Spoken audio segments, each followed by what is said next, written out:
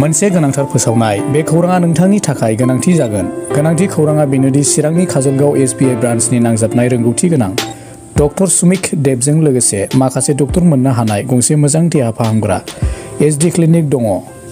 फै बिदिब्ला बे देहा फाहामसालियाव मा राहा मोननो हायो नायनि।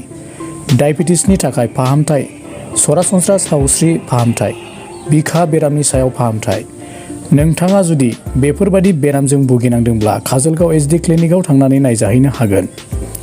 नायजानायनि सम फुंबिलिनि 9 रिंगानिफ्राय सानजौफुनि 1 रिंगासिम आरो बेलासिनि 5 रिंगानिफ्राय मोनाबिलिनि 7 रिंगासिम नायजानो हागोन।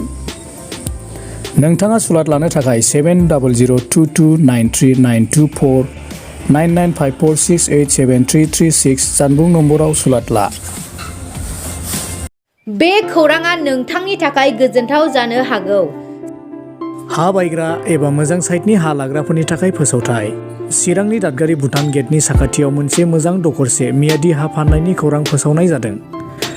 बे हाखौ लायोब्ला फालांगि खालामनाय, हटेल लुनाय, बायदि बायदि फालांगि एबा बिल्डिं लुनानै थानो थाखाय राहा आरो आबाद मावनायनिबो राहा लानो हागोन।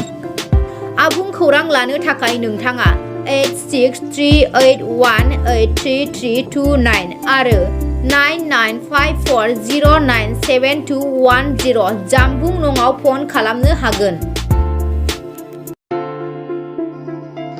Mary Land for sale at Dadgari, Chirang near Bhutan Gate.